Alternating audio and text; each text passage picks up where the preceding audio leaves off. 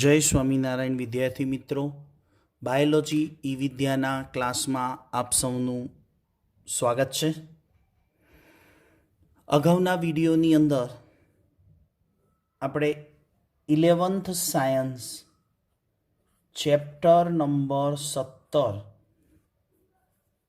શ્વાસોશ્વાસ અને વાયુની વિનિમય એનો અભ્યાસ કરીએ છીએ.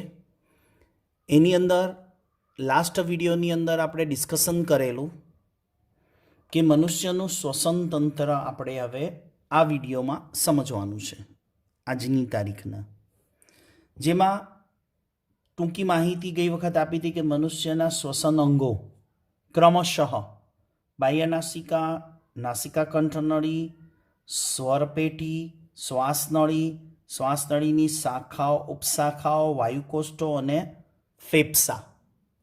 હવે આજે આ બધા અંગોની સવિસ્તર એટલે કે વિગતવાર માહિતી લઈશું.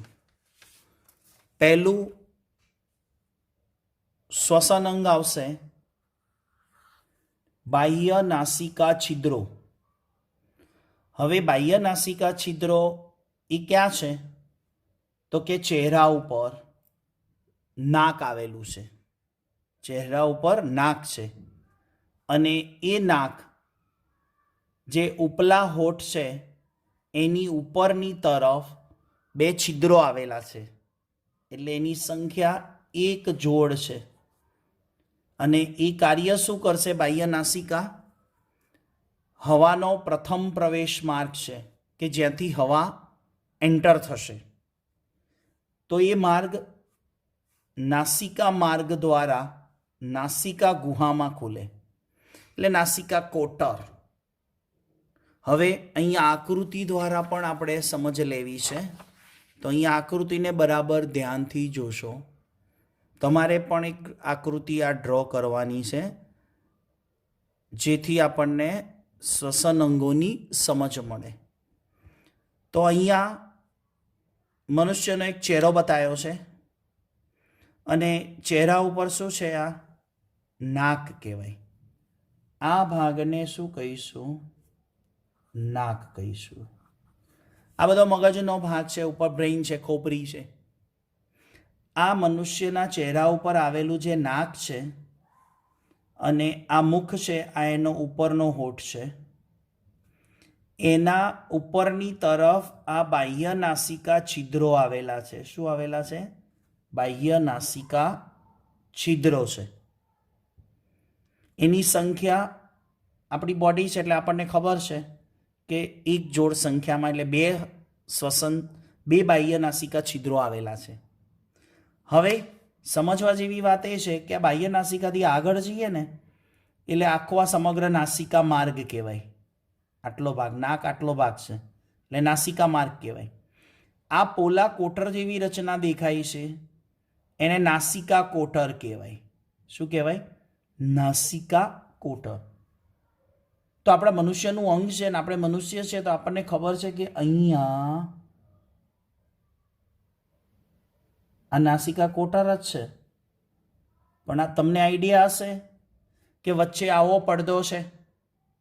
યસ, એને નાસિકા પટલ કહેવાય.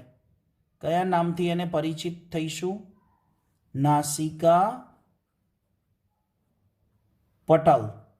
ઓકે. અને છેક જ્યાં નાસિકા પટલ પૂરો થાય ત્યાં અહીંયા પણ આવા બે છિદ્રો બને જેને અંતનાસિકા છિદ્ર કહેવાય, જેમાં એનસીઆરટીમાં ઉલ્લેખ કરેલો નથી. ઓકે, તો આ છે બાહ્ય નાસિકા છિદ્ર. અંદર નાસિકા માર્ગમાં જઈએ તો વચ્ચે આવો એક સ્નાયુમય પડદો આવેલો છે. અહીંયા નાક ઉપર અસ્થિ હોય, હાડકું. આ ટેરવું છે, નાકનું ટેરવું એ કાસ્થીનું બનેલું હોય. કાસ્થી, અસ્થિનું નથી. અંદર નાકમાં નાસિકા માર્ગમાં વચ્ચે અહીંયા નાસિકા પટલ જે સ્નાયુમય પડદો કહેવાય એ જ્યાં પૂરો થાય ત્યાં બે છિદ્રો બીજા રચાય. એને અંતનાસિકા છિદ્ર, જે આપણી એનસીઆરટીમાં એનો ઉલ્લેખ નથી. આ સમગ્ર ભાગ નાસિકા કોટર જ કહેવાય. શું કહેવાય? નાસિકા કોટર.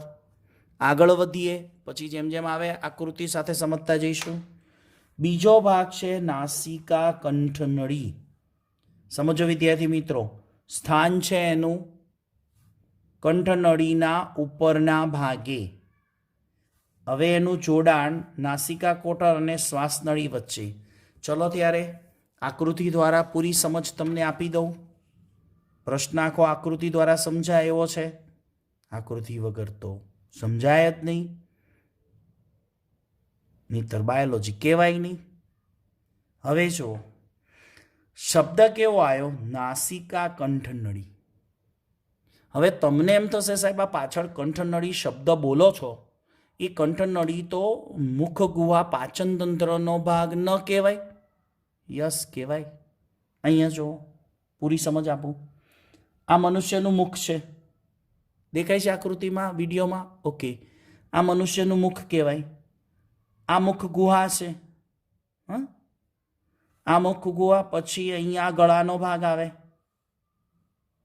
અહીંયા ગળું આવે ને, તો આ ગળાનો ભાગ આવે ને એ બધો કંઠનળી કહેવાય. શું કહેવાય? મુખ ગુહાની પાછળનો વિસ્તાર. આ મુખ ગુહા છે એની પાછળનો વિસ્તાર, આ ભાગ બધો શું કહેવાય? કંઠનળી કહેવાય. શું કહેવાય? કંઠનળી કહેવાય. એટલે મુખ ગુહાની પાછળનો જે વિસ્તાર છે એને મુખ કંઠનળી કહીશું. પછી આ કંઠનળી જે મુખ કંઠનળી છે એની ઉપરનો સમગ્ર વિસ્તાર, આ સમગ્ર વિસ્તાર જેને આપણે નાસિકા કંઠનળી કહીશું. એટલે મુખ ગુહાની પાછળના વિસ્તારે આવેલી જે કંઠનળીનો વિસ્તાર છે એ કંઠનળીની ઉપરનો સમગ્ર વિસ્તાર કયા રીતે ઓળખાય? નાસિકા કંઠનળી. મુખ ગુહાની પાછળનો વિસ્તાર શું કહેવાય?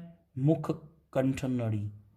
અને એ જ કંઠનળીને નીચેનો ભાગ છે જ્યાં સ્વરપેટી છે, એ સ્વરપેટીની પાછળનો વિસ્તાર શું કહેવાય? સ્વર કંઠનળી. એટલે કંઠનળી મુખ ગુહાનો વિસ્તાર કહેવાય, પાચનતંત્રનો ભાગ કહેવાય. એટલે મુખ કંઠનળી મુખ્ય છે, પણ એની ઉપર એક પોલા કોટર જેવી ભાગ જેવી રચના જોવા મળે. એ વિસ્તાર જે હવાનો વહન માર્ગ છે એને આપણે નાસિકા કંઠનળી કહીશું. અને એ કંઠનળીનું પોલાણ આગળ જતા સ્વરપેટીની પાછળનો જે વિસ્તાર છે એને સ્વર કંઠનળી. તો યાદ રાખજો, પાચન તંત્રના ધ્યાનમાં રાખીએ ને તો મુખ કંઠનળી, કંઠનળીના 3 વિસ્તાર પડે: મુખ કંઠનળી, નાસિકા કંઠનળી અને સ્વર કંઠનળી. ચલો ખ્યાલ આવ્યો? તો કંઠનળીમાંથી શું પસાર થાય? હવા પસાર થાય. અને અહીંયા શું લખ્યું છે? નાસિકા કંઠનળી સ્વરયંત્રમાં આવેલા શ્વાસદ્વાર વડે શ્વાસનળીમાં ખુલે. પહેલાં તો જોડાણ શું આપ્યું? નાસિકા કોટર અને શ્વાસનળી વચ્ચેનો વિસ્તાર. તો અહીંયાથી તમે શું કહેશો કે આ શ્વાસનળી છે, અહીંયાથી શરૂ થાય છે, તો આ સમગ્ર વિસ્તાર શું કહેવાય? નાસિકા કંઠનળી. અને એ શું કરશે? નાસિકા કંઠનળી સ્વરયંત્રમાં આવેલા શ્વાસદ્વાર વડે શ્વાસનળીમાં ખુલે. એટલે નાસિકા કંઠનળીનો અહીંયા એન્ડ આવે. અને આ શું છે? શ્વાસદ્વાર છે. દેખાય છે? આ નાસિકા કંઠનળી અહીંથી શરૂ થઈ અને છેક અહીંયા પૂરી થાય, તે શ્વાસદ્વાર આગળ કમ્પ્લીટ થાય છે. એટલે ત્યાં સુધી એને જોડતો ભાગ છે. પણ મેં તમને જે સમજાયું એ પ્રમાણે એ આખો કંઠનળીનો જે વિસ્તાર છે એમાં ઉપરનો નાસિકા કંઠનળી, આ મુખ કંઠનળી અને આ સ્વર કંઠનળી. આગળ જઈએ. શ્વસન અંગોનો ત્રીજો ભાગ છે સ્વરયંત્ર, જેને આપણે શું કહીશું? સ્વરપેટી કહીશું. સ્વરપેટીની અંદર સ્વરયંત્ર. હવે સ્થાન નાસિકા કંઠનળીના પછીનો ભાગ. જોડાણ નાસિકા કંઠનળી અને શ્વાસનળીને જોડતી કાસ્થિમય પેટી આવેલી છે. તો આ ભાગે અહીંયા શું આવેલું છે? કાસ્થિમય પેટી છે. અને એ કાસ્થિમય પેટી અહીંયા સુધી લંબાયેલી હોય તો આ ભાગ શું કહેવાય છે? સ્વરયંત્ર. શું કહેવાશે? સ્વરયંત્ર.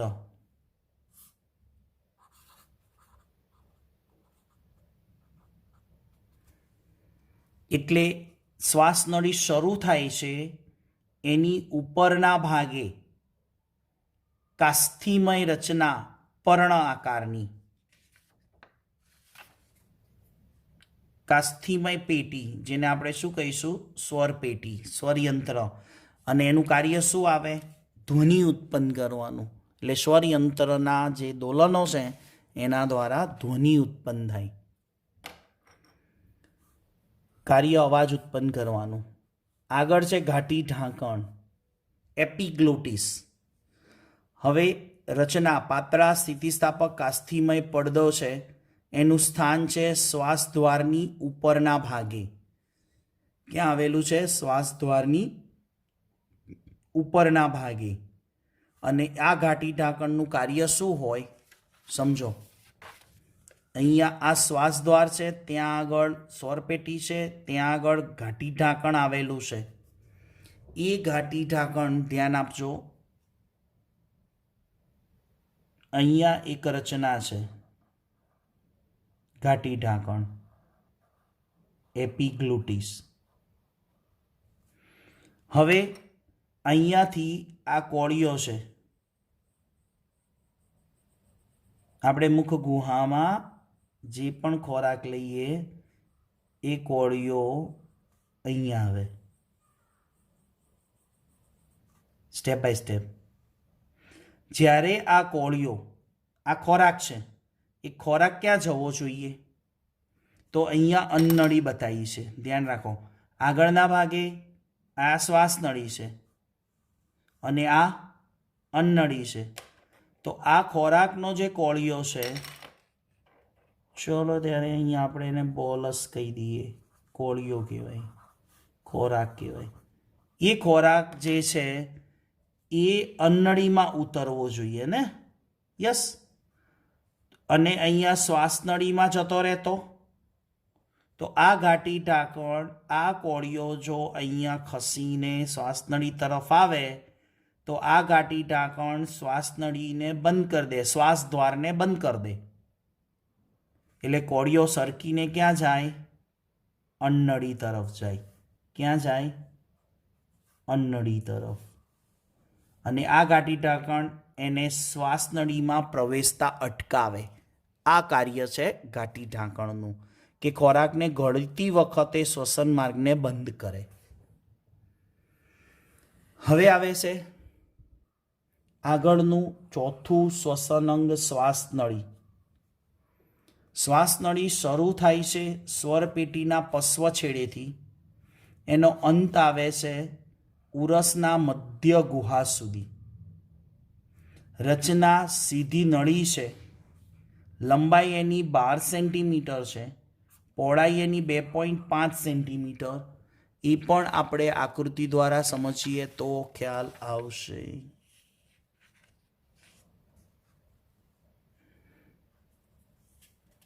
અહીંયા આકૃતિ આપી છે, એના દ્વારા સમજી શકાય. આ ભાગ આખો શ્વાસનળી છે. અહીંયાથી શરૂ થઈ શ્વાસદ્વાર, અહીંયા કહીશું આપણે એને શ્વાસદ્વાર. પર્ણ આકારની કાસ્થિમય રચના છે આ, જેને આપણે શું કહીશું? ઘાટી ઢાંકણ. બરાબર. અને સ્વરયંત્ર કયું કહેવાય? ત્યાં સ્વરયંત્ર પણ આવેલું છે. હવે આ ભાગ છે ને શ્વાસનળી છે.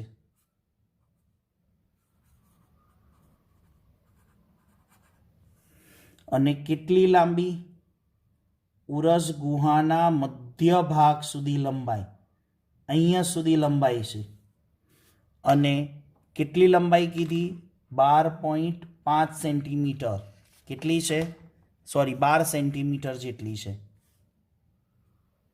12 સેન્ટીમીટર અને એની પહોળાઈ કેટલી હોય? 2.5 સેન્ટીમીટર. તો શ્વાસ દ્વારથી શરૂ થાય, ઉરસગુહાના મધ્ય ભાગ સુધી લંબાય, એને શ્વાસનળી કહેવાય. ત્યારબાદ આ શ્વાસનળી એની 2 શાખાઓ પડે છે, જમણી અને ડાબી. આ ભાગને હું લેફ્ટ સાઈડ કહીશ.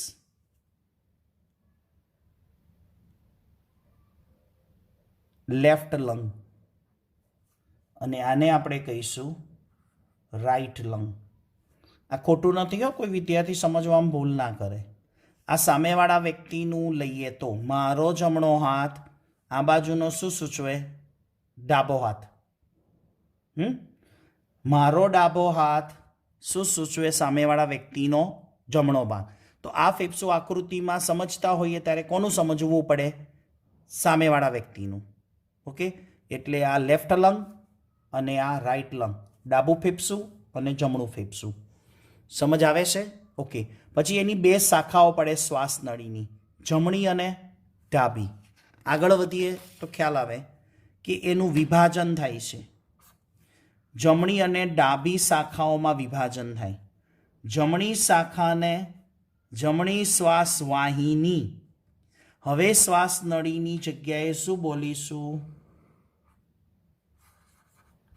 શ્વાસ વાહિની. શ્વાસનળીની 2 શાખાઓ, જમણી અને ડાબી. જમણી શાખા જમણી શ્વાસવાહિની, ડાબી શાખા ડાબી શ્વાસવાહિની. તો આપણે જમણી શાખા અને ડાબી શાખામાં શ્વાસનળીનું વિભાજન થાય.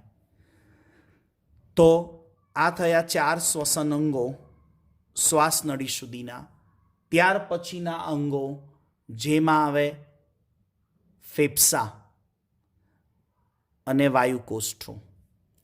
એની સમજ આપણે નેક્સ્ટ વિડીયોમાં લઈશું. ત્યાં સુધી સૌ વિદ્યાર્થી મિત્રોને HP સરના જય સ્વામિનારાયણ.